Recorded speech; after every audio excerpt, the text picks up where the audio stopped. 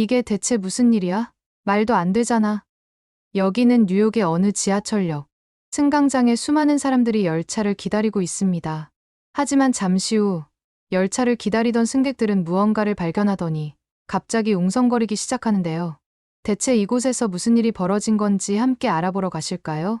잠깐 1초 만에 누를 수 있는 좋아요 버튼만 눌러주시면 영상 제작에 큰 힘이 됩니다. 안녕하세요. 저는 미국에서 손꼽히는 명문대를 다니고 있는 소피아입니다. 요즘 저는 그 누구보다도 한국어에 푹 빠져 있는데요. 처음에 한국어를 알게 된 계기는 별게 아니었어요. 세계 언어의 구조라는 재미있는 교양 과목으로 소문난 수업을 듣게 된 것이 계기였습니다.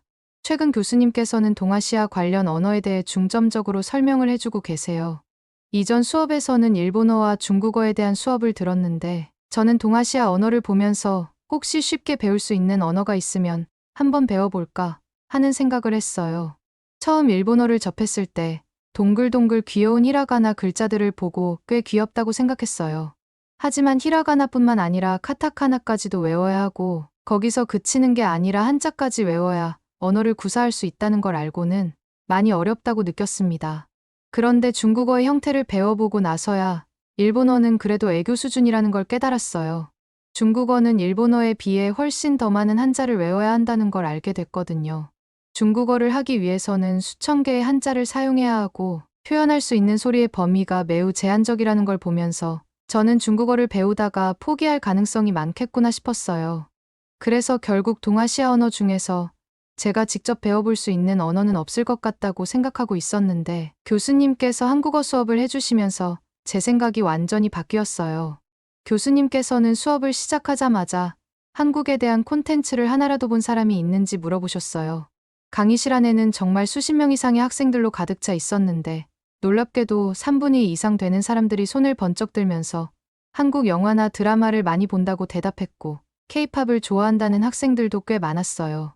사실 저는 지금까지 한국 관련 영상들을 아무것도 본 적이 없어서 손을 들지 못했어요. 하지만 그 순간 제가 생각했던 것 이상으로 한국이 정말 인기가 많다는 걸 깨닫게 되더군요.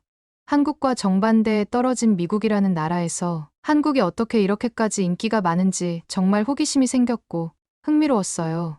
교수님께서는 최근 CNN에서 방송한 내용을 언급하시면서 한국어 학습이 지금 세계적인 인기를 끌고 있다고 설명해 주셨어요. 또 한국어가 세계에서 가장 빠르게 성장하는 언어 중 하나가 되었다고 하셨습니다. 그러면서 교수님께서는 전 세계에서 가장 많이 사용되는 언어는 영어, 중국어, 스페인어라고 할 수 있는데 한국어가 과연 세계 학습 언어 순위에서 몇 위를 차지할 것 같냐고 물어보시더라고요. 주변에서 학생들이 200이다, 150이다 등 다양한 답변들을 했지만 대부분 한국어를 다들 100위 이상으로 생각했어요. 그렇게 생각할 수밖에 없는 게 한국인의 인구수가 전 세계에서 극소수이기 때문이었어요. 아무래도 보통 언어가 차지하는 순위는 그 언어를 사용하는 인구의 수와 비례하긴 하니까요. 저도 전 세계에는 약 7,000개 정도의 언어가 있다고 들었는데 5천만 명 인구수로 이루어진 한국어가 여기서 100위 정도면 정말 많이 올라왔다고 생각했어요. 그런데 교수님께서는 학생들의 답변에 아무도 맞추지 못했다는 표정을 보이시더니 놀랍게도 한국어의 학습 언어 순위가 7위를 차지하고 있다고 말씀하셨어요. 이어서 교수님께서는 한국어가 중국어 같은 전통적인 언어들보다 더 빨리 성장하고 있다고 말씀해 주셨고 중국어와 일본어가 큰 비중을 차지했던 아시아의 언어 판도가 한국어로 인해 크게 바뀌었다고 설명해 주셨어요. 이 정도 속도면 10년 안에는 한국어가 5손가락 안에 들어올 것 같다는 말도 덧붙여 주셨어요. 교수님께서는 이런 세계의 흐름을 따라가고 싶으면 한국어를 배우는 게 좋다고 추천해 주셨습니다. 또 꿀팁으로 한국에 있는 영화와 드라마 같은 콘텐츠가 매우 재미있기 때문에 이것들을 활용하면서 한국어를 익히면 빨리 익힐 수 있을 거라고 알려주셨답니다. 그렇게 교수님이 설명해 주시는 도중에 갑자기 저 멀리서 한 학생이 손을 번쩍 들더니 한류 말고도 한국어가 인기가 있을 수밖에 없는 이유가 따로 있는지 물어봤어요. 저도 내심 궁금했는데 잘 됐다 싶더라고요. 한국어가 뜰 수밖에 없는 이유가 단순히 한류에만 있지 않을 거라는 생각이 들었거든요. 교수님께서는 빙그레 웃으시면서 당연히 있다고 대답하셨어요. 그리고는 설명을 시작하셨는데 그 내용이 정말 놀라웠어요. 교수님께서는 한국어의 기반이 되는 한글이 익히기 너무 쉽다고 설명을 해주셨어요. 한글은 훈민정음을 통해 창제된 문자인데 발음 기호와 일치하는 독특한 문자 체계를 가지고 있다고 설명해 주시더군요. 각 글자가 한 음절을 표현하고 자음과 모음이 결합해서 글자가 만들어진다고 하셨어요. 더 신기한 건 한글 자음이 발음기관을 본떠 만들었다는 거예요. 모음은 하늘과 땅 그리고 사람을 본떠 만들었다고 하시는데 너무 신기하더라고요.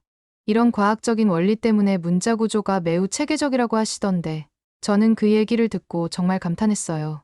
어떻게 언어를 이렇게까지 과학적으로 만들 수 있는 건지 한글을 만드신 분이 정말 대단하다고 생각이 들었습니다. 거기다가 한글은 24개의 자음과 모음으로 구성되어 있는데 이게 규칙적으로 결합되어 문자가 형성된다고 하시더군요. 여기서 더 놀라운 건 한국어로 표현할 수 있는 음절의 수였어요.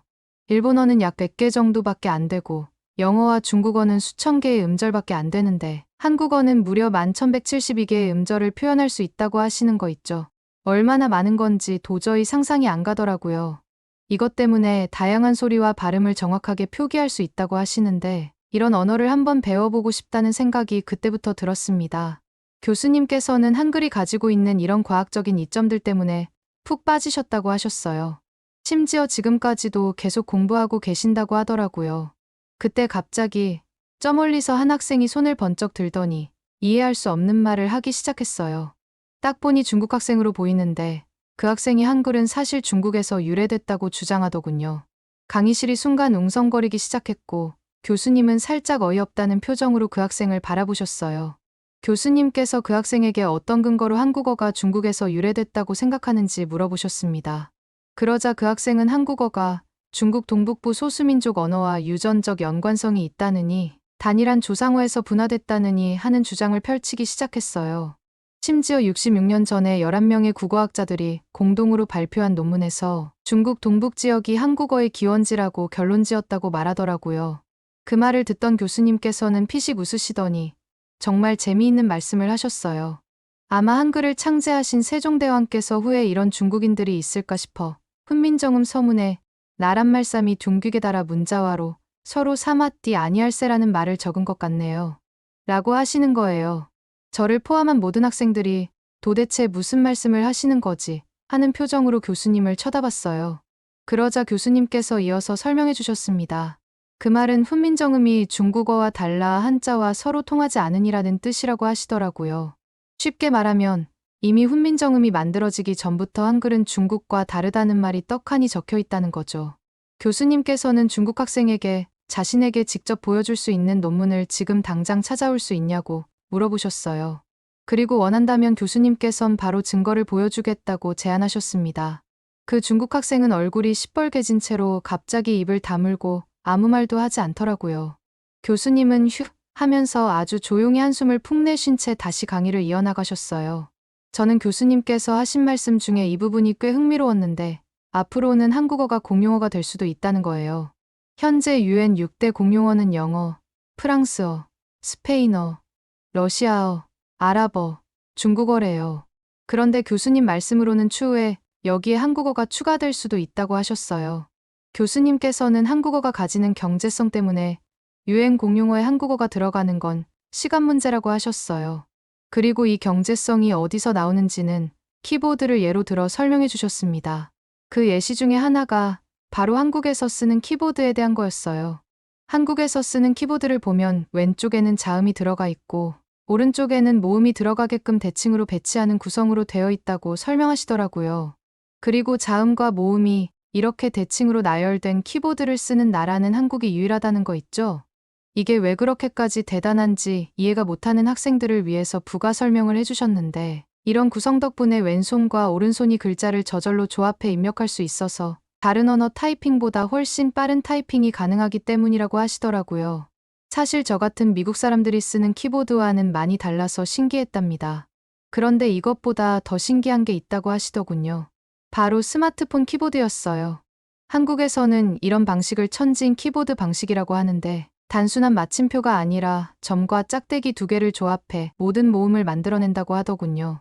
이에 비해 영어 같은 경우는 알파벳이 모두 키보드에 있어야 된다고 하셨고 중국어나 일본어는 셀 수도 없이 많은 한자가 키보드에 필요해서 언어를 표현하기에 많이 힘들다고 했어요.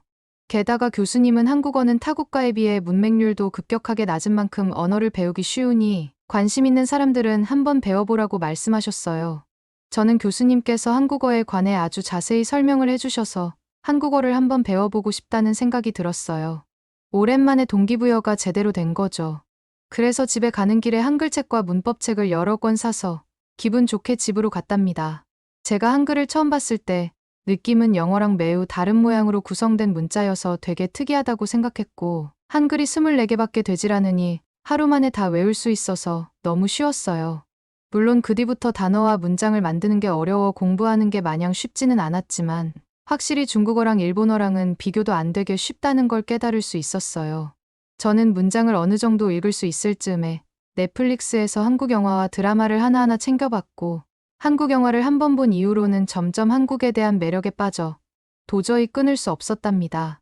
그 무렵쯤 제가 다니고 있는 학교에서는 한국의 대학교 중 한 곳에 갈 교환학생을 모집하고 있다는 공고를 보게 되었어요.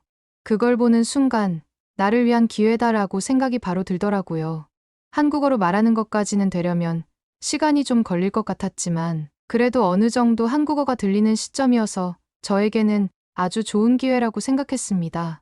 망설일 시간이 없었어요. 바로 학과 사무실로 뛰어갔습니다. 저는 너무 숨이 차서 헉헉거리는 와중에 신청서를 작성하면서 혹시 한국 교환학생 신청하러 많이 왔냐고 여쭤봤어요. 담당하시는 분이 웃으시면서 이미 꽤 많은 학생들이 왔다 갔다고 하시더군요. 그때부터 어찌나 불안하던지 정말 결과가 나오기까지 정말 긴장되고 초조했어요. 오죽하면 밤에 잠도 제대로 못 잤다니까요. 지원하는 학생들이 생각보다 많고 경쟁률이 꽤 높다 보니 제가 될 수 있을까 싶었거든요. 혹시 떨어지면 어쩌지라는 생각에 조마조마했답니다. 드디어 결과 발표 날이 왔어요. 떨리는 마음으로 결과를 확인했는데 두 눈을 의심했어요. 제가 한국으로 갈 수 있게 된 거 있죠? 4주밖에 되지 않는 짧은 기간이었지만 저는 한국에서 즐길 수 있는 건 다 즐기고 와야지 하고 생각했어요. 그래서 한국에 가면 뭘 해야 될지 계획을 짜기 시작했습니다. 밤새 인터넷을 뒤지면서 한국의 맛집, 관광지, 문화체험 장소 등을 찾아봤어요. 하도 설레서 잠도 잘 오질 않더라고요. 그렇게 한국으로 가게 되는 날이 되었고, 한국에 도착하자마자 약 한 달 동안 다니게 될 학교를 직접 보러 갔는데 학교를 보자마자 깜짝 놀랄 수밖에 없었어요.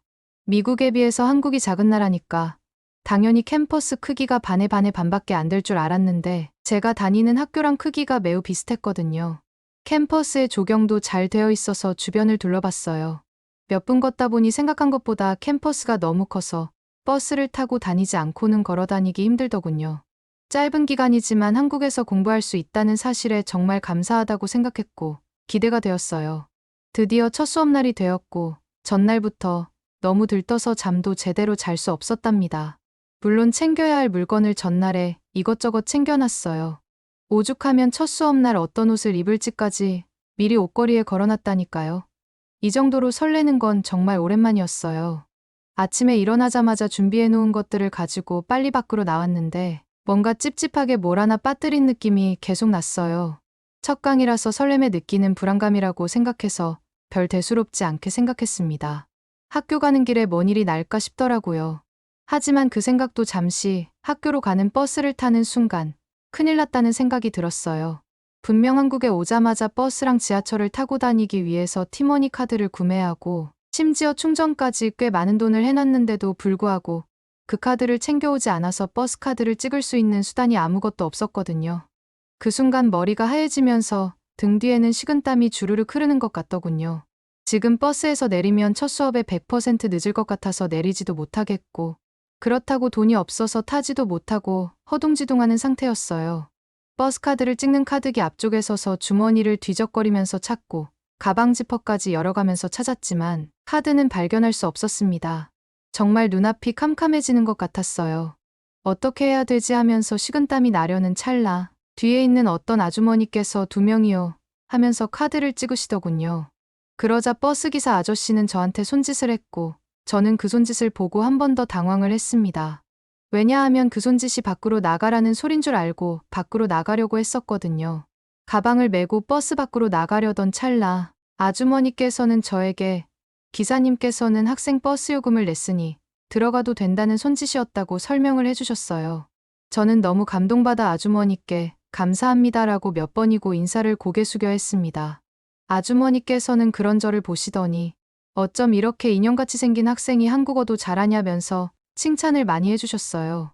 저는 지금까지 열심히 배운 한국어를 드디어 써먹는구나 하면서 기뻐했고 아주머니 칭찬에 괜히 부끄러워져 구석자리로 가서 앉았어요. 처음 들어보는 칭찬에 얼굴이 빨개져서 귀까지 달아오르는 게 느껴지더라고요. 그렇게 아주머니 덕분에 도착한 학교에서 들은 첫 수업에서는 한국어를 할 줄 아는 학생들은 한국어로 자기소개를 하고 한국어를 할 줄 모르는 학생들은 영어로 자기소개를 하는 시간을 가졌어요. 저는 한국어를 할 줄 알았기 때문에 한국어로 준비한 자기소개를 했는데 너무 긴장돼서 손이 벌벌 떨리더라고요. 그래도 용기를 내서 천천히 또박또박 말했답니다. 그런 제 자기소개를 들으신 교수님께서는 한국어를 어떻게 이렇게 잘하냐고 칭찬을 많이 해주셨어요. 그 말씀을 듣는 순간 가슴이 뿌듯해지면서 지금까지 열심히 한국어를 공부하길 너무 잘했다는 생각이 들었어요. 첫 수업은 가볍게 OT만 하는 거였기 때문에 그렇게 자기소개 정도만 하고 앞으로의 수업 방향에 대해 설명해 주시고 가볍게 끝났답니다. 그렇게 수업이 끝나자마자 제가 한국에 오게 되면 꼭 가고 싶었던 곳으로 가보기로 했어요. 어디였냐고요? 바로 서촌마을이었어요. 서울에 다른 곳 갈 곳도 많은데 왜 하필 서촌으로 가냐고 생각하는 분들도 계실 것 같네요. 서촌을 영어로 하면 웨스트빌리지거든요. 제가 살고 있는 뉴욕에서 제일 사랑하는 동네가 웨스트빌리지인데 이름도 비슷하고 여러모로 닮은 구석이 있다는 후기들이 있길래 꼭 가보고 싶었답니다. 뉴욕에 있는 웨스트빌리지는 맨해튼의 다른 지역과는 달리 낮은 건물로 이루어진 동네예요. 아기자기한 카페부터 근사한 파인다이닝까지 가볼 만한 곳이 정말 다양하거든요. 게다가 음악가와 시인, 예술가가 활동하던 근거지라는 점도 서촌이랑 비슷하답니다.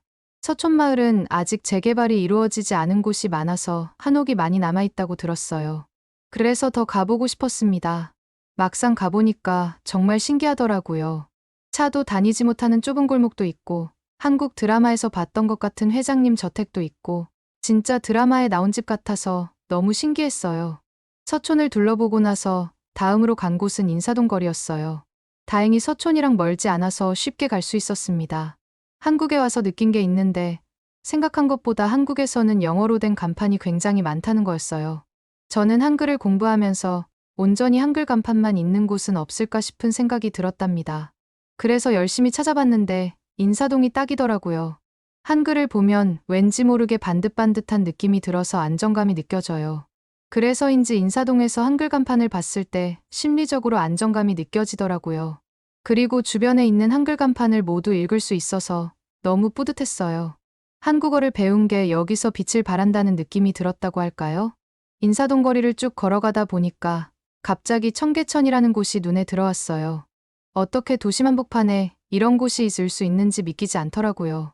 높은 빌딩들 사이로 청계천의 맑은 물이 흐르는 모습이 너무 신기했어요. 뉴욕에서는 상상도 못할 광경이었거든요.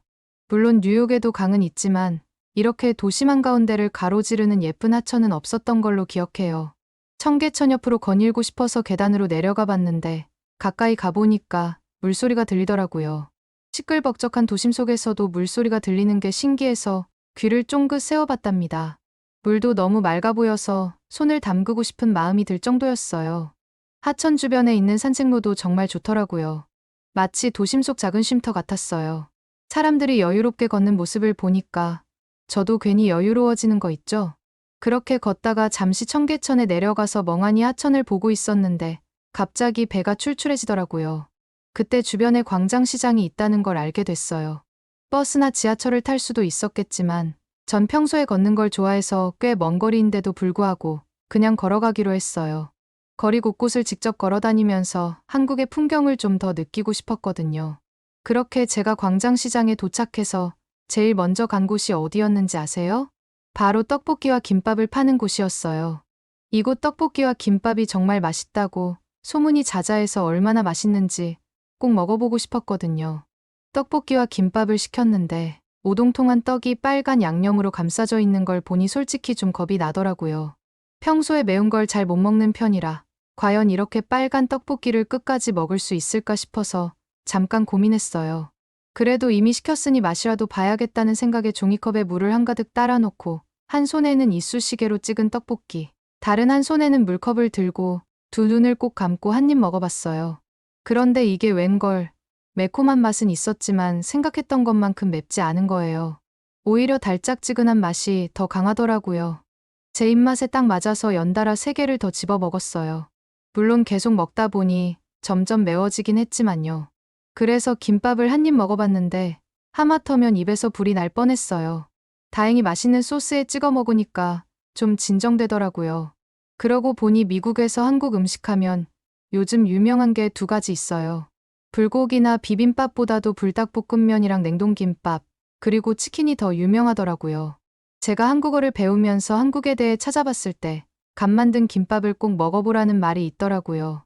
근데 직접 이렇게 먹어보니까 왜 그런 말이 나왔는지 제대로 이해됐답니다. 그러다 문득 김밥에 떡볶이 국물을 찍어 먹으면 어떨까 싶어서 한번 해봤는데 이게 또 신세계더라고요. 떡볶이랑은 또 다른 맛이 나서 새로운 김밥의 맛을 느낄 수 있었어요. 혼자서 김밥이랑 떡볶이를 시켰는데 싹싹 비울 정도로 맛있게 먹었답니다. 한국에 있는 동안 실용적인 한국어와 한국 문화를 많이 배울 수 있었고 꼭 가보고 싶었던 곳은 다 가보고 나서 미국으로 돌아왔어요.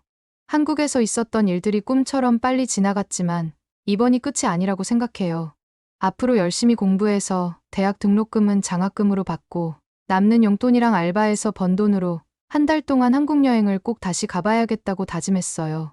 그렇게 굳은 결심을 하고 학교를 가려고 지하철을 탔어요.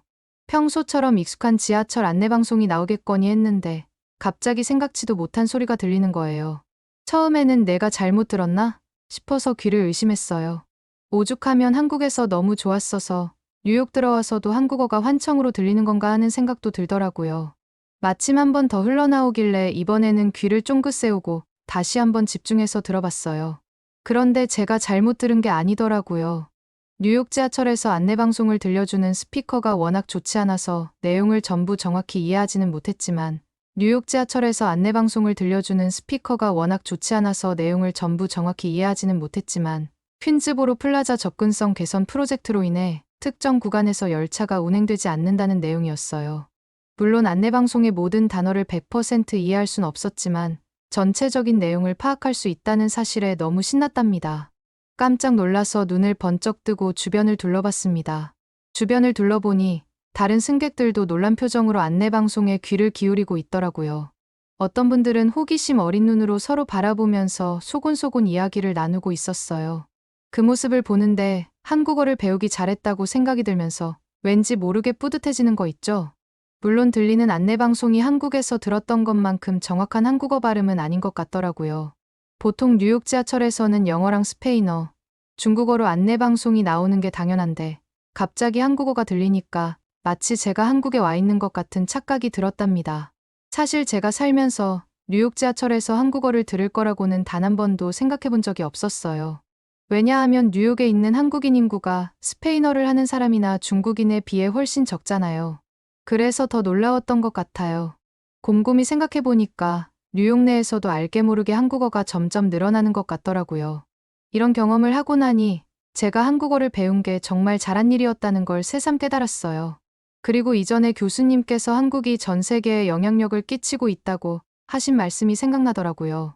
그래서 그러는데 갑자기 요즘 고민이 되는 부분이 하나 있어요.